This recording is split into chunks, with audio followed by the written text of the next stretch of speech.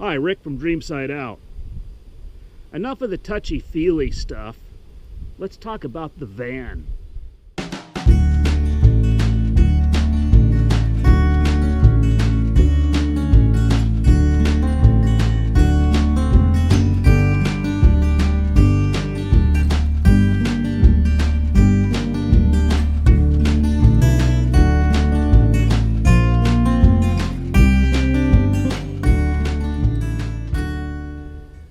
I'm going to do the next series of videos about the van, and I'm going to discuss why I chose this particular kind of a van.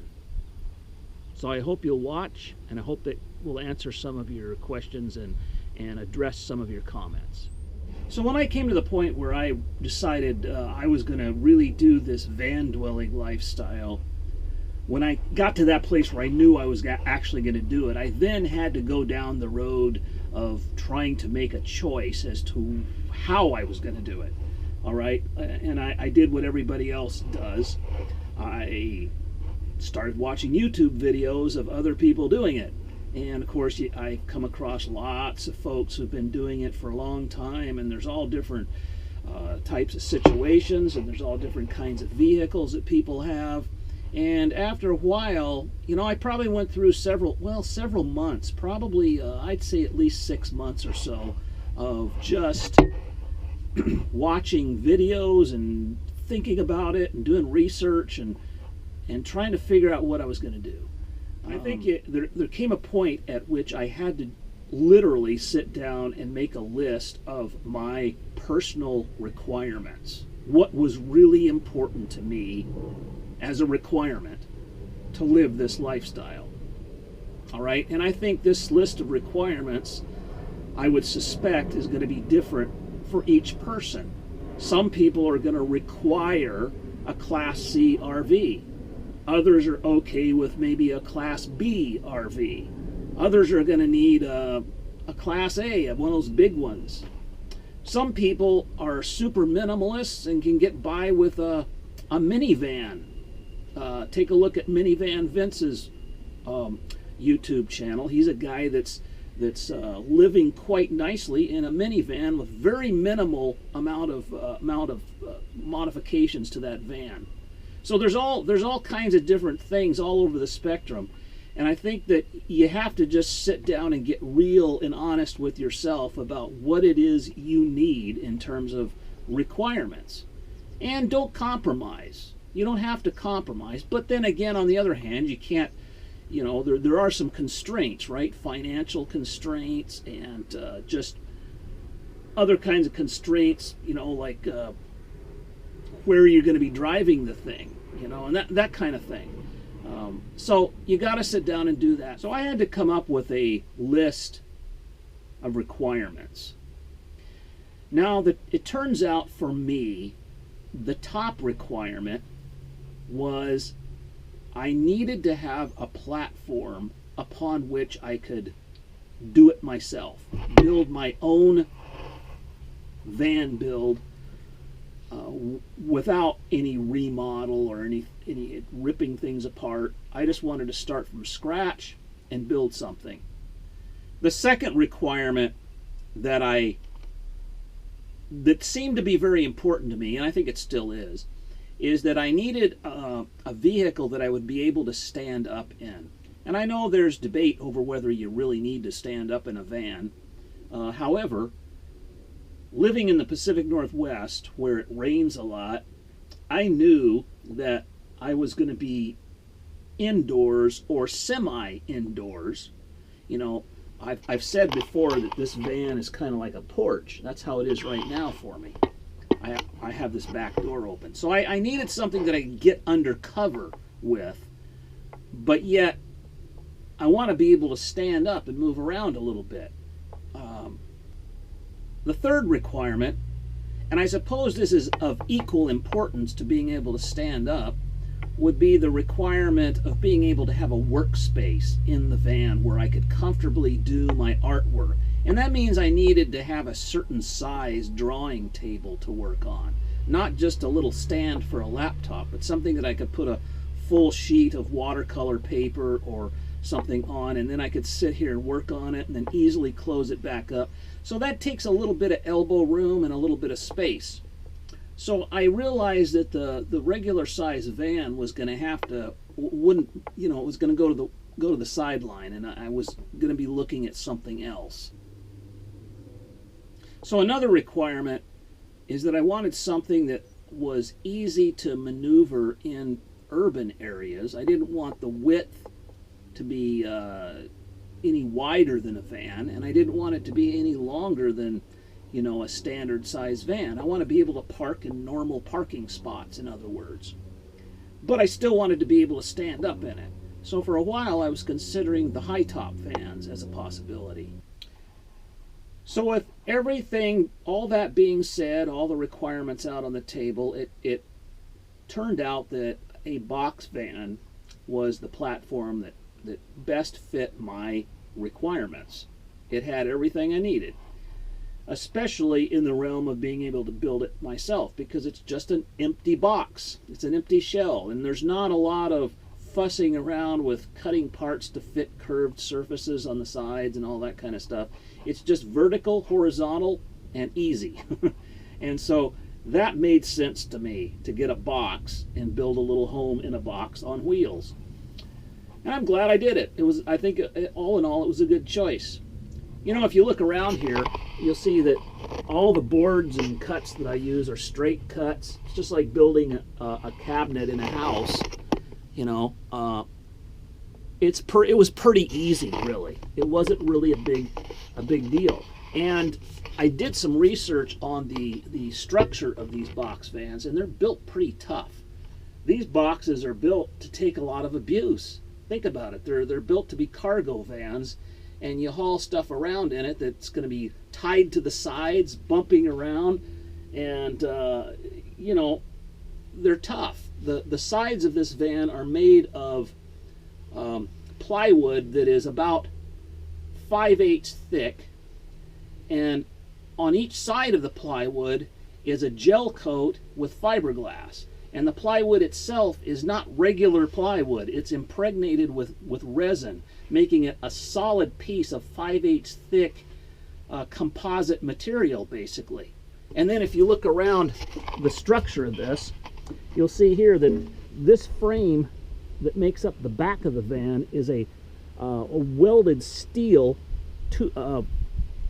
frame. I mean, it's not going. It's solid. It's not going anywhere. The other thing I liked about this type of a van is the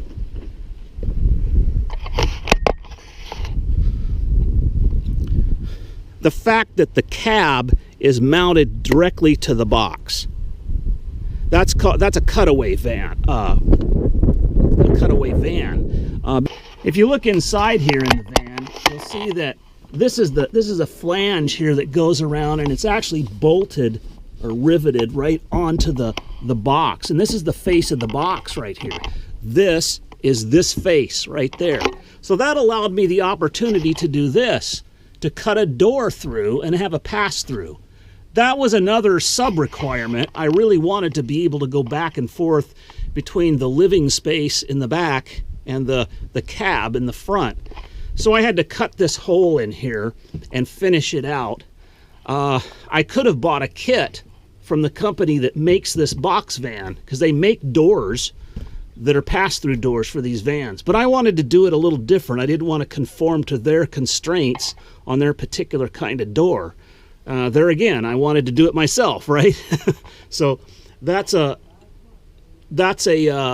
area where I did it myself.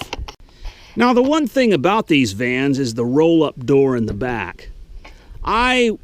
When I first thought about a box van, I thought the ideal kind of a box van would be the kind that have barn doors on the back. You know, the kind that open up like that, like barn doors.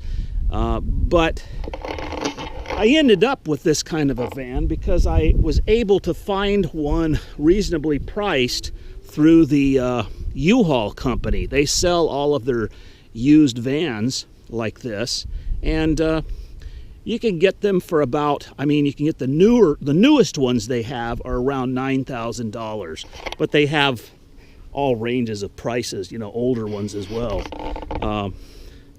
And you have to look, you know, you have to do your due diligence to get a one that's in good shape. But this one was in pretty good shape, and so I got it. And so I had to settle for a roll-up door instead of a barn door. Now that's still a little bit of an, I wouldn't say an issue. It's just a kind of a thing I've had to get used to. It only locks from the outside. And many people have asked me, well, how do you get out? How do you lock it from the inside? Well, you don't. You don't lock it from the inside. You lock it from the outside. And I was a little leery of it at first, but I so far haven't had a problem. The only thing is it could be a safety issue, and I'm quite aware of that, because there may be a situation where I would want to get out the back door real quick for some reason, you know. But I can still get out through the front because I made these doors open. So this is how I usually get in and out anyway, and I never open, you know, I only open the back door obviously from the outside anyhow. I am, however, going to make a change on that. I'm working out a way to modify the door so that I can lock it on the inside and open it from the inside, which means that I'll have to modify the latch situation on the outside here. And what I plan to do, you know, I'm open to ideas on this one. If anybody out there has ideas, put them in the comments. I'm always open to new ideas. But what I'm thinking of doing right now is making this latch so that, you know, I'll put a little angle bracket right here and drill a hole, and I'll lock it so that it's open. So you can't close it. You can't close it. You know, I'll put a padlock right in there and keep that always locked in the open position. Then on the inside, what I'll do,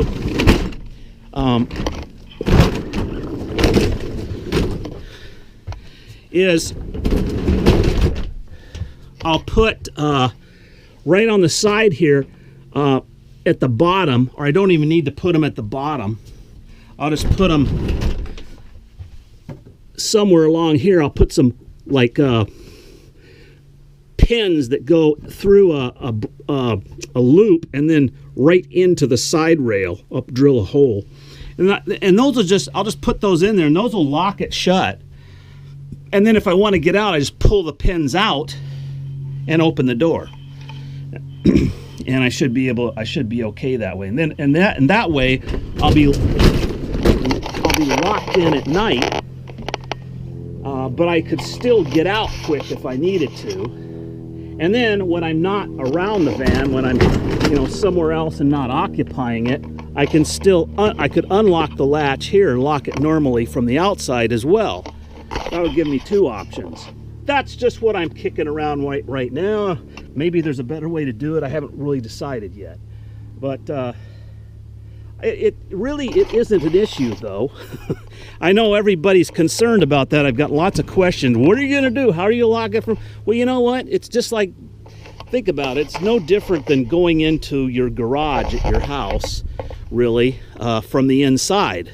You know, it's just like going into a room in a house, only I go through the front and come in the room. This is just an opportunity to open up the back and have a big back window in the place. Now, I'm telling you, I really like that aspect of this van. This is one of the benefits of having this kind of van, because I sit here and I look out, you know, and it's just great to have this sort of porch-like feeling.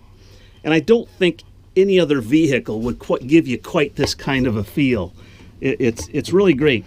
And I'll show you, hopefully in future videos, I'll try to show you another benefit of having this back door open, because you can have the door open completely and get total privacy, but yet at the same time have the door open.